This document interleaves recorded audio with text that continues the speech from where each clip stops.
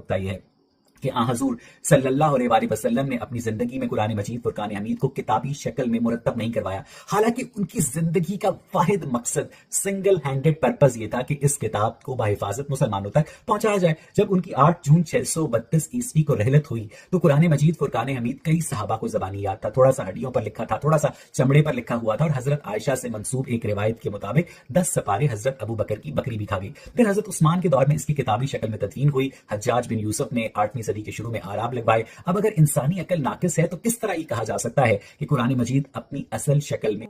نبی پاک صلی اللہ تعالی علیہ وسلم کے ذمے تھا اللہ کا پیغام لوگوں تک پہنچانا، سو آپ نے پہنچا دیا۔ آپ کے ذمے یہ نہیں تھا کہ اس کلام کو کتابی شکل میں پہنچایا جائے، اور تقریباً سارے صحابہ حافظ قرآن تھے، بلکہ وہ صحابہ کہ جن کی مادری زبان میں قرآن آیا، سارے مکی صحابہ۔ اس کے باوجود انہوں نے قرآن کو سمجھنے کے لیے اپنی پوری زندگیاں صرف کر دیں۔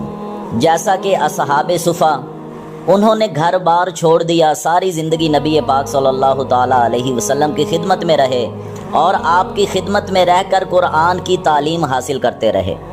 میرے نبی کے ذمے جو فرض تھا وہ آپ نے ادا کر دیا۔ حجۃ الوداع کے موقع پر آپ نے تمام صحابہ سے گواہی لی، اے صحابہ گواہ رہنا، میں نے اللہ کا پیغام تم تک پہنچا دیا ہے۔ صحابہ نے عرض کی، یا رسول اللہ صلی اللہ تعالی علیہ وسلم، ہم سب گواہ ہیں کہ آپ نے اللہ کا پیغام ہم تک پہنچا دیا ہے۔ پھر میرے نبی نے ان سے وعدہ لیا، عہد لیا کہ اس پیغام کو تم ان لوگوں تک پہنچاؤ گے جو اس وقت یہاں پہ موجود نہیں ہیں، اور بعد میں آنے والے لوگوں تک بھی اس پیغام کو پہنچاؤ گے۔ سارے صحابہ نے وعدہ کیا، ہم ایسا ضرور کریں گے۔ اور یہ یاد رہے کہ یہ صحابہ ہیں، صحابہ کون ہیں؟ کنتم خیر امہ، یہ چنے ہوئے لوگ ہیں۔ عالم ارواح کے اندر جو سب سے بہترین روحیں تھیں، ان کو خالق کائنات نے نبوت عطا فرمائی، اور نبیوں کے بعد جو سب سے اعلیٰ روحیں تھیں، ان کو اللہ نے اپنے حبیب کا ساتھی بنایا۔ صحابہ نے تو میرے نبی کی سیرت کا پہلو بھی ادھر ادھر نہیں ہونے دیا، نبی پاک صلی اللہ تعالی علیہ وسلم کی ایک ایک ادا کو ہم تک پہنچایا۔ میرے نبی کا انداز گفتگو کیا تھا، آپ چلتے کیسے تھے، آپ بیٹھتے کیسے تھے، آپ کھانا کیسے کھاتے تھے، آپ پانی کیسے نوش فرماتے تھے۔ صحابہ نے میرے نبی کی ہر ادا کو محفوظ کر کے ہم تک پہنچایا۔ کتابوں میں یہاں تک لکھا پڑا ہے کہ جب نبی پاک صلی اللہ تعالی علیہ وسلم کا وصال ہوا تو آپ کے سر مبارک اور آپ کی داڑھی مبارک میں صرف 14 بال سفید تھے۔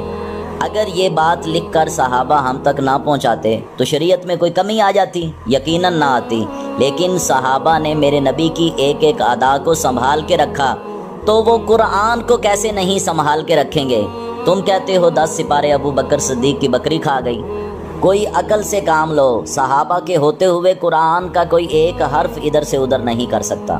حضرت علی المرتضیٰ کے ہوتے ہوئے، حضرت ابو عبیدہ بن جراح کے ہوتے ہوئے، حضرت خالد ابن ولید کے ہوتے ہوئے، حضرت زبیر ابن العوام کے ہوتے ہوئے، حضرت ابو دجانہ کے ہوتے ہوئے، حضرت عمر ابن الخطاب کے ہوتے ہوئے، حضرت عثمان غنی کے ہوتے ہوئے، اور حضرت ابو بکر صدیق کے ہوتے ہوئے ایسا کیسے ہو سکتا ہے کہ 10 سپارے بکری کھا جائے؟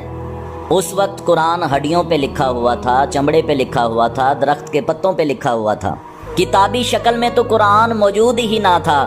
پھر آپ نے 10 سپاروں کا حساب کہاں سے لگا لیا؟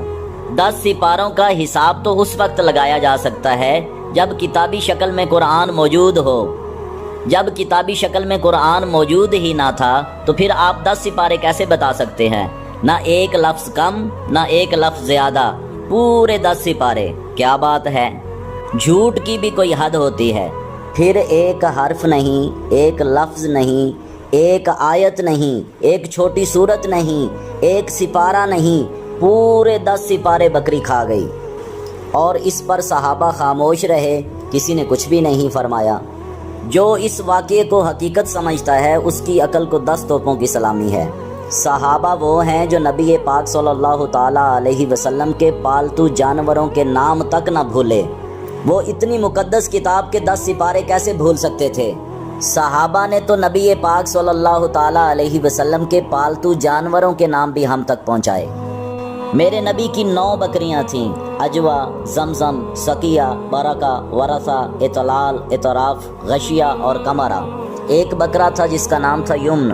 میرے نبی کے گھوڑوں کے نام سکب، سبحہ، مرتجز، اور جس گھوڑے پہ بیٹھ کے نبی پاک صلی اللہ تعالیٰ علیہ وسلم نے صحابہ سے دوڑ لگائی، اس گھوڑے کا نام تھا سبحہ، اور یہ گھوڑا سب سے آگے نکل گیا۔ میرے نبی کی اونٹنیوں کے نام کسوا، جدعہ، شبہہ، ازبہہ۔ حجۃ الوداع کے موقع پر نبی پاک صلی اللہ تعالیٰ علیہ وسلم نے جس اونٹنی پہ بیٹھ کے صحابہ سے خطبہ ارشاد فرمایا، اس اونٹنی کا نام تھا کسوا، اور اس کی مہار سیدنا ابو بکر صدیق کے ہاتھ میں تھی۔ 11 تاریخ کو جس اونٹنی پہ بیٹھ کے میرے نبی نے خطبہ ارشاد فرمایا، اس کا نام جدعہ تھا۔ میرے نبی کے 2 گدھے تھے، لیکن آپ نے ان دونوں پر کبھی سواری نہیں کی۔ ایک کا نام تھا عفیر اور دوسرے کا نام تھا یافور۔ جو صحابہ میرے نبی کے جانوروں کے ناموں کو بھی نہیں بھولے، وہ اتنی عظیم اور مقدس کتاب کو کیسے بھول جاتے؟ اور تمہاری اطلاع کے لیے بتا دوں کہ اگر میرے نبی یہ قرآن کسی کے حوالے نہ بھی کرتے تو پھر بھی اس کو کوئی چینج نہیں کر سکتا تھا، کیونکہ اس کا ذمہ خالق کائنات نے اپنے ہاتھ میں لیا ہے۔ اللہ تعالیٰ فرماتا ہے، بے شک ہم نے اس قرآن کو نازل کیا اور بے شک ہم خود اس کی حفاظت کرنے والے ہیں۔ رہی بات قرآن پاک کو کتابی شکل دینے کی، تو وہ سیدنا حضرت ابو بکر صدیق رضی اللہ تعالیٰ عنہ کے دور میں ہوا۔ آپ نے حضرت زید بن ثابت انصاری رضی اللہ تعالیٰ عنہ کے سپرد یہ کام کیا، اور بہت سارے حافظ قرآن صحابہ رضی اللہ تعالی عنہم کو اس عظیم اور اہم ترین کام کا حکم دیا، اور کچھ ہی عرصے میں الحمدللہ سارا قرآن عظیم ایک جگہ جمع ہو گیا۔ اور سیدنا حضرت عثمان غنی رضی اللہ تعالی عنہ کے دور میں قرآن پاک کی مزید جلدیں ہوئیں، ہر جلد کو ایک ایک شہر میں پہنچا دیا گیا۔ حجاج بن یوسف نے قرآن پاک کی زیریں، زبریں اور پیشیں اس وجہ سے لگوائیں تاکہ عجمی بھی عربیوں کی طرح قرآن کو تجوید سے پڑھ سکیں۔ کچھ لوگوں کے ذہن میں یہ سوال بھی اٹھتا ہے کہ جس ترتیب سے قرآن پاک نازل ہوا، وہ ترتیب قرآن پاک کو کتابی شکل میں کیوں نہیں دی گئی؟